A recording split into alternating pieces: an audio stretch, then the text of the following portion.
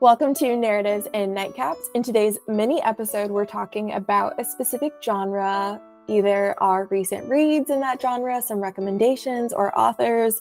This one is going to be interesting because we are talking about the genre coming of age, which, as we will probably discuss and was sort of confirmed, is kind of a very loose term and yet a very common one when it comes to books. Yes. And so, And I yeah. feel like because it is loose but common, it almost made it too hard for me to think of other things.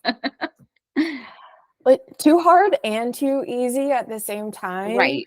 It's very, very strange. So let's just get into it. Let me Yes. give you some background on this because I did learn some really interesting things about the coming of age genre. And forewarning, I'm going to have to say a German word that I did look up the pronunciation for, and now I do not recalling it completely. So just sorry. Don't have a background in the German language. In German, yeah, that's fine. Okay. So coming of age is sometimes referred to and honestly is the root of, or you can find the root of coming of age in Bildungsroman. Wow. I don't even know how to pronounce that word. Bildungsroman. Okay, that's the word. So there it is. It's in literary criticism. That is like the official term. It's not coming of age. It is a German term, obviously, that was coined in 1819 as a literary genre, which focuses on a protagonist's growth, either psychologically or morally or both, from childhood to adulthood. So, although this term was coined in the 1800s, publications of this nature definitely go back farther than that, especially to the late 1700s. And although it's used sort of interchangeably with, quote, coming of age, when we say coming of age, that is generally much broader and, quote, less technical. And that's a quote from Wikipedia. So on that note, I'll just mention really quick, my two sources for this quick, brief background are Wikipedia and then also literacol.com. Hopefully I'm saying that correctly. If it suits your fancy, you can look into information about coming of age. And basically, I have found that it is extremely convoluted. There's a lot of really strange topics surrounding, not strange, maybe isn't the right word, but there's just a lot of different opinions on coming of age. And so I was trying to really condense that into how did this begin? Where did this come from? And how are we here where we are today? Does that make sense? It does. It does. Okay. So on that note, some of the most prominent works from the 19th and 20th centuries are considered coming of age novels. And these include very, very popular books like Charles Dickens' David Copperfield and Great Expectations, Mark Twain's Adventures of Huckleberry Finn, and of course, Little Women by Louisa May Alcott. So, which classic, fantastic book.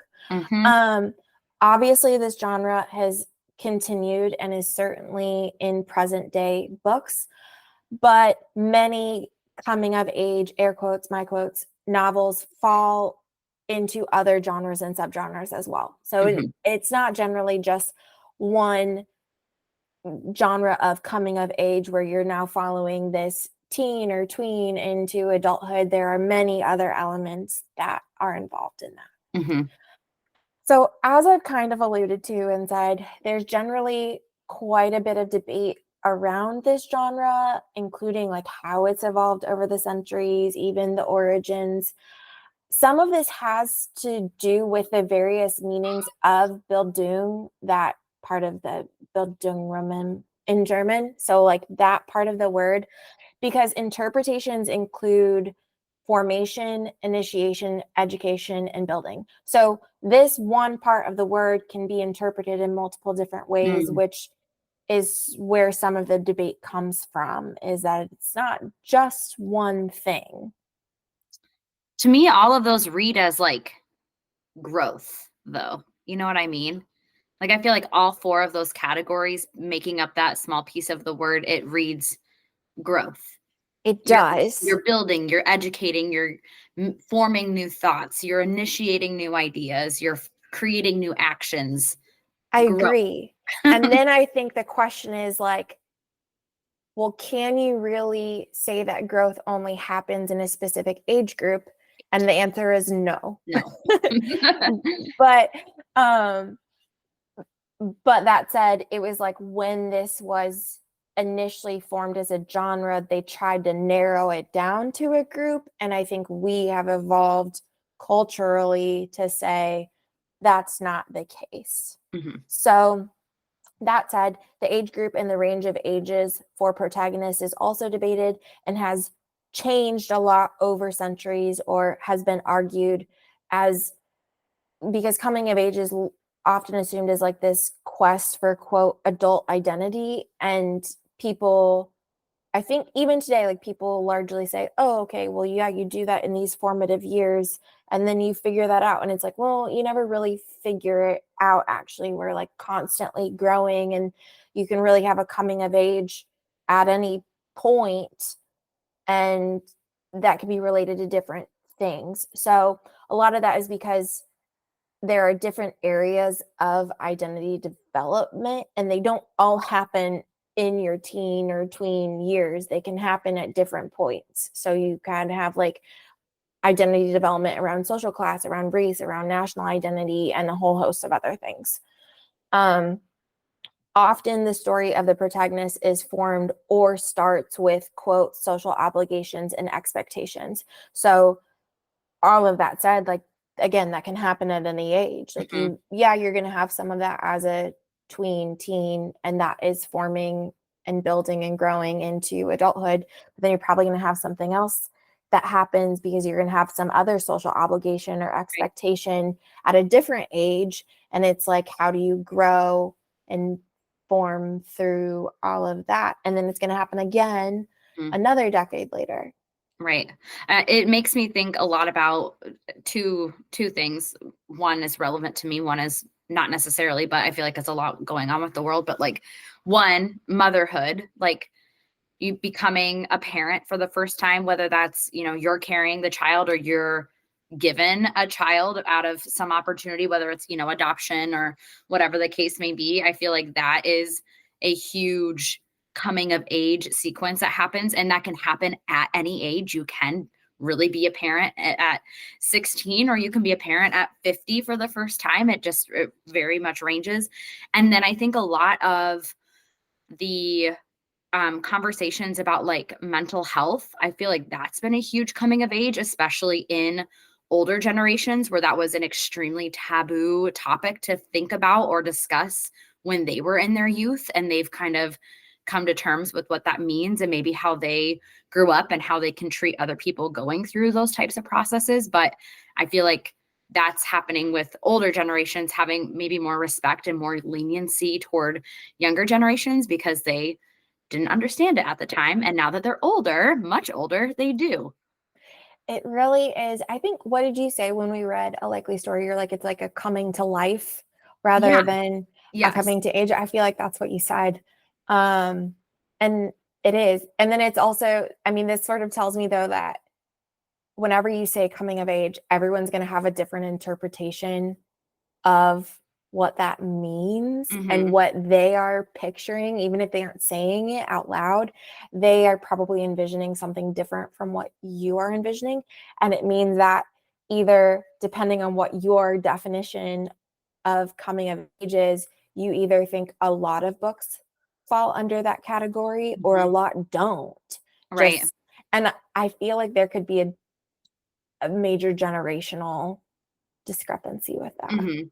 In terms of books, I feel like to me, a lot of coming of age novels also lean historical fiction because I feel like you have a lot of growth during those crisis moments where you're having to learn about the world very quickly or have to make your own place in the world very quickly. So I feel like your definition that the it tends to intersect with a lot of other genres makes a lot of sense. And I feel like those are the 10 types of books I tend to lean toward. That's a lot of T's. And so I feel like I pick up on it more in those types of reads because I like to read historical fiction. Same. I think when we kind of had this conversation with Jenny too, maybe it's just finding what the subgenre is or the other genre that it's whatever you like to read.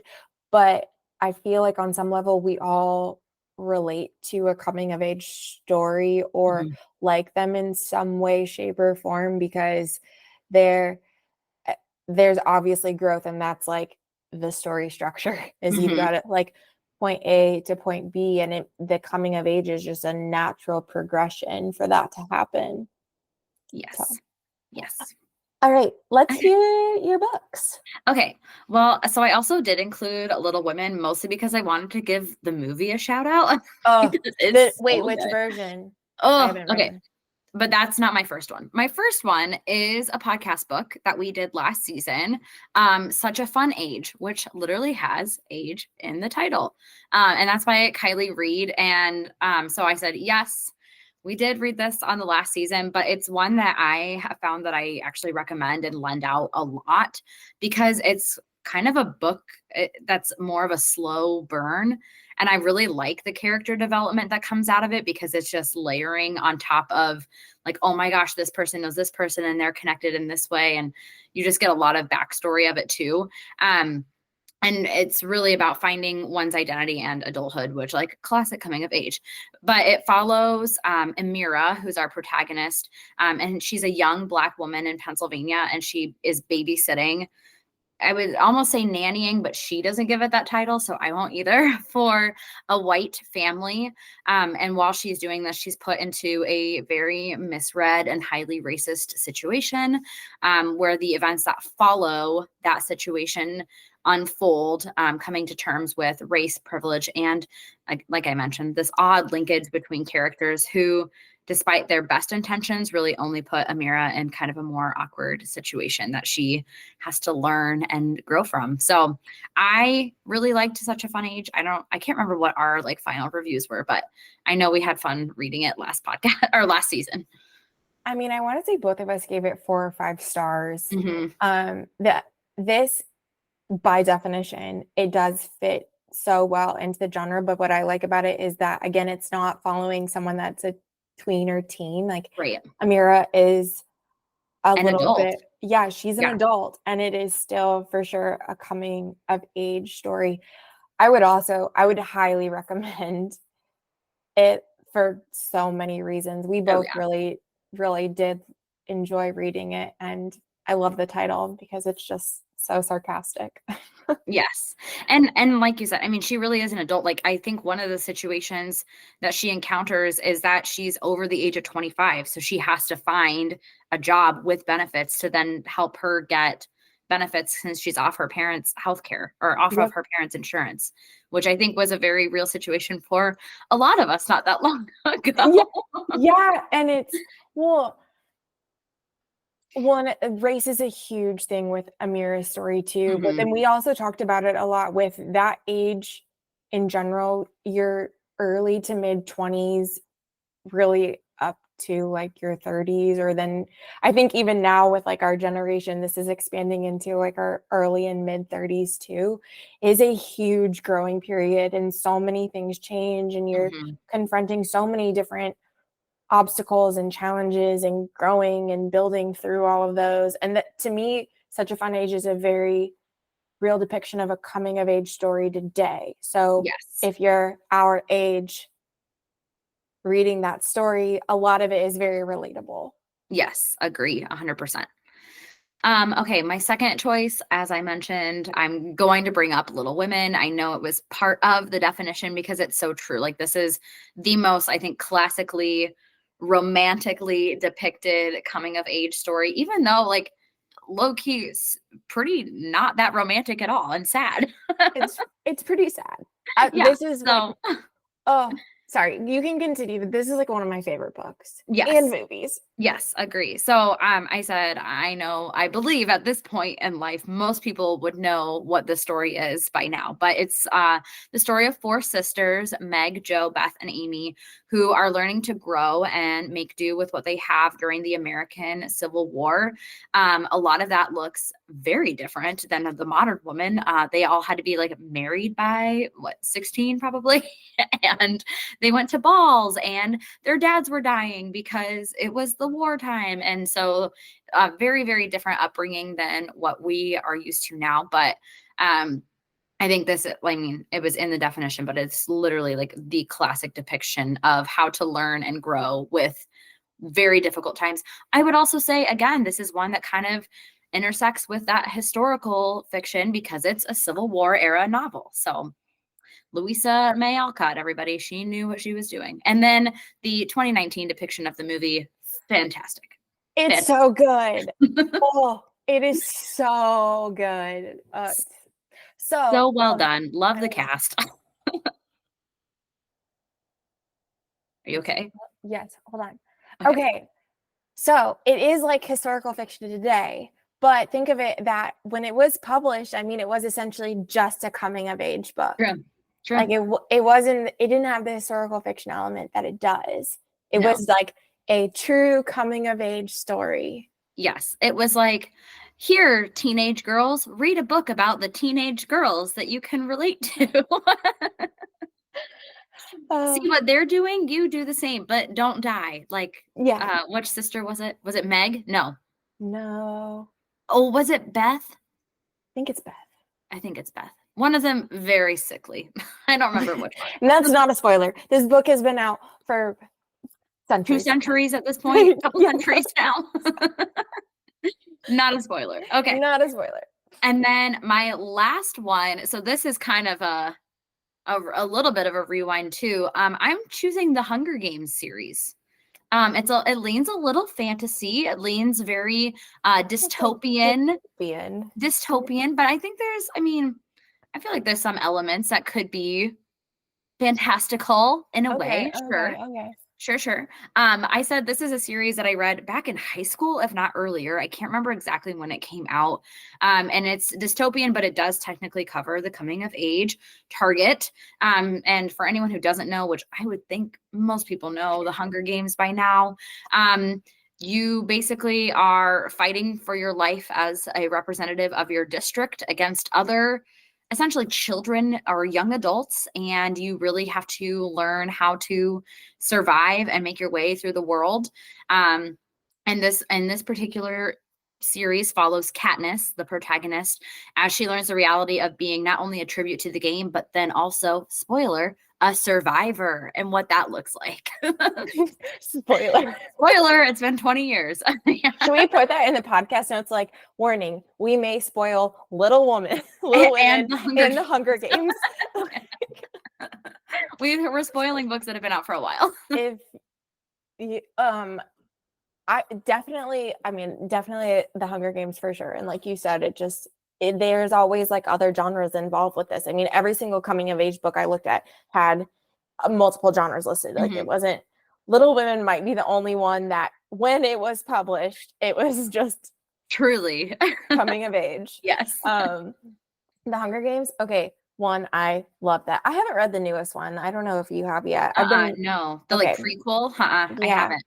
I've been wanting to. I just haven't gotten around to it. But I was obsessed with this, like going to the midnight movie premieres and stuff when this came out. I've definitely seen all of movies. I can't say I went to like midnight premieres, but like my family traditionally Black Friday, the day after Thanksgiving, we do like a movie. And so this is where like we saw all of the Harry Potters and all of the Hunger Games and like the new Batman releases and all of those movies. Jared and I were watching one of the Hunger Games movies not long ago, or it was just on TV. And I still to this day have like such deep emotions for some of those characters. Yes, and I kind of want to rewatch it just so I can like get back into that vibe. That's a good one. Okay, I have 3 more books to talk to you about. you. So the first one is The Fault in Our Stars by John Green. Also been out for a hot minute. So Spoiler. I didn't write any spoilers, but if they come up in conversation, you've been warned now. John Green also has, I'll just mention other coming of age novels too. So Looking for Alaska is another one, and Paper Towns. But The Fault in Our Stars is the absolutely heartbreaking and beautiful story of Hazel Lancaster and Augustus Waters. Hazel, if you didn't know, is a 16-year-old. So again, like in the teen years, but she has cancer and she meets Augustus at a support group for cancer patients. Augustus is like actually there really to support another friend, but he has had cancer. He's in remission. And the two agree to start reading each other's favorite novels to talk about them. And this ends up taking them on like a whole journey, even going across the pond to Amsterdam while facing like the emotional and physical trials that come with the position they're in as teens with cancer and relationships and the bonds that are formed like through their friendship and then love and beyond. I won't say what happens, but you already know what happens. So Yeah, another movie that or book or movie that you just cry through it the whole time. it's it's so sad, but I highly recommend it. Like if you haven't read it, you have to read it. Yes. And I think more than just like this is where I feel like coming of age again is like tied to something else because this is one where it's clearly like very atypical scenario where like you are a cancer patient, you're a teenager, and you're going through some of the largest trauma in your life and having to grieve and deal with that. So of course it's going to be a growth opportunity for you. Huge. Huge. And then a movie if you want to watch it. Yes. So with also a star-studded cast. Yes. Okay, so my other one is also a book we talked about on the podcast, and it is The People We Keep by Allison Larkin. I personally, I loved this book so much, and I still feel like I think about it randomly. It just pops up into my head. But this is, if you didn't listen or didn't listen to our interview with Allison Larkin, April is like just a teen. She's completely left to fend for herself in this tiny town in New York State. So this is not New York City, but New York State. She knows there's more out there, but it's really this fight with her dad that kind of pushes her to leave for good one day. But she is just a teenager making her way in the world, trying to figure it out.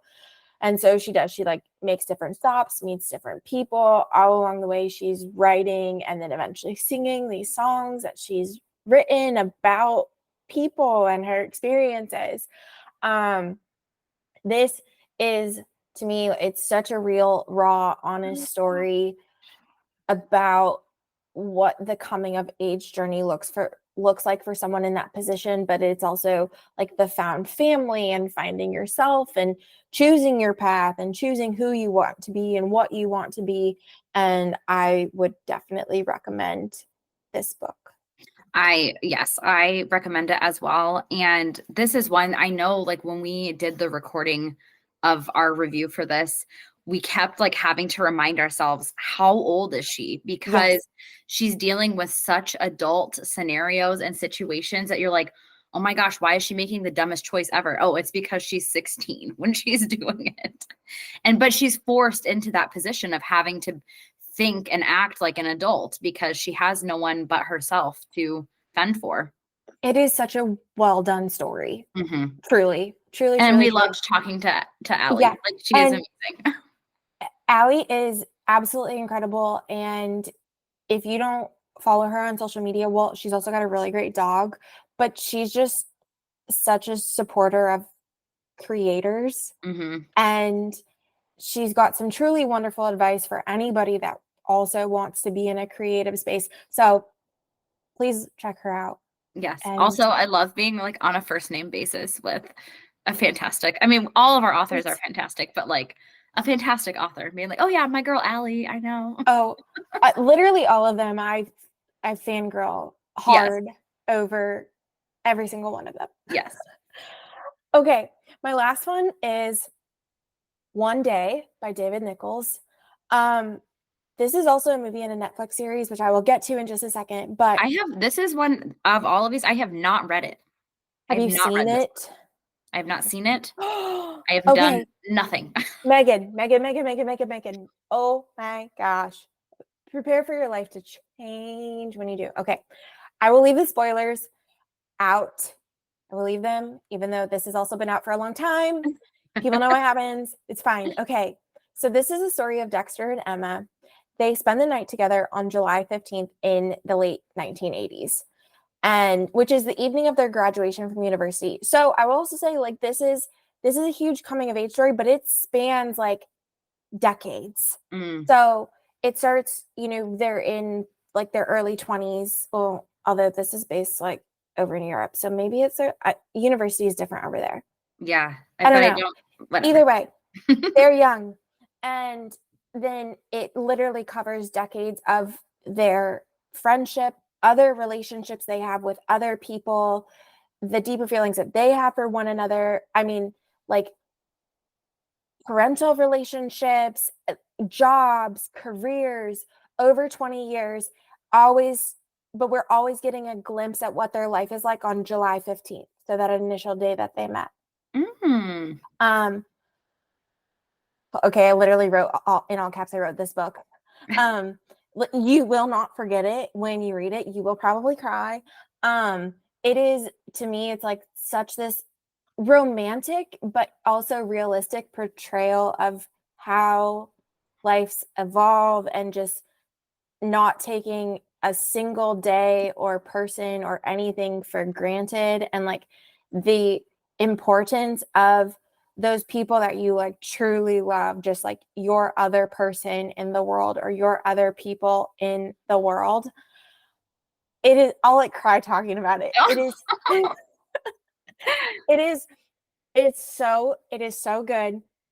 All that said, okay, I've seen the movie, and I mean, I liked the movie when it's happened. The Netflix series that just came out, if you watch it, if you love anyone in the world, you will sob. Like you Oh, will uncontrollably cry. It is the Netflix series was just so incredibly well done. I think David Nichols actually like helped in some way, either with the writing, but he was definitely consulted on the series.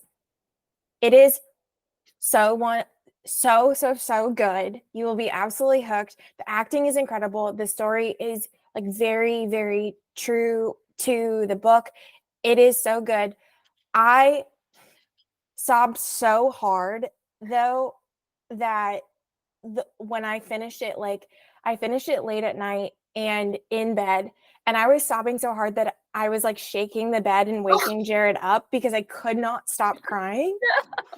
Like could I mean just like full snot, full tears, like I would literally roll over and take a deep breath and then I would just sob again. It was so much. So just be oh, prepared for that. I had massive swollen eyes the next day because I'd cried so hard.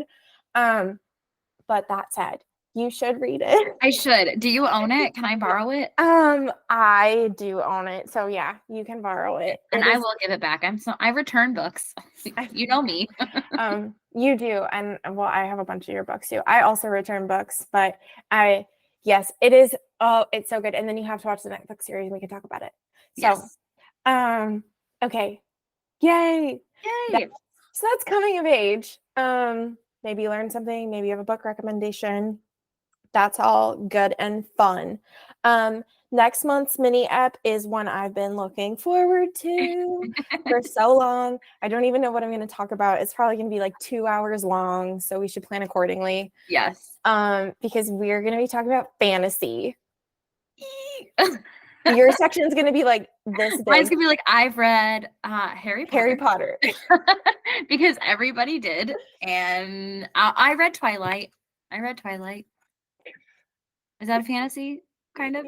Yeah, it counts. Okay. There's So those werewolves and two. vampires in it. Those two series. You've read The Invisible Life of Addie LaRue. True. And the Midnight Library, maybe. That's magical realism. I mean, Okay, I would like maybe let it slide, but And now this is the time that I really need to look into the definition of what fantasy is versus magical realism. and then you got like high fantasy and that. So Oh my we're just god. gonna lump it in and call it fantasy, and you do what you want. Your section can be as short or as long as you want it to be. My section might just be like the definition, and then I'll just let you talk. My oh man, I just have like I have so many things I would want to talk about, but Hey, if it's I our podcast. This is our space. We do it how we want. on that note, cheers. Cheers.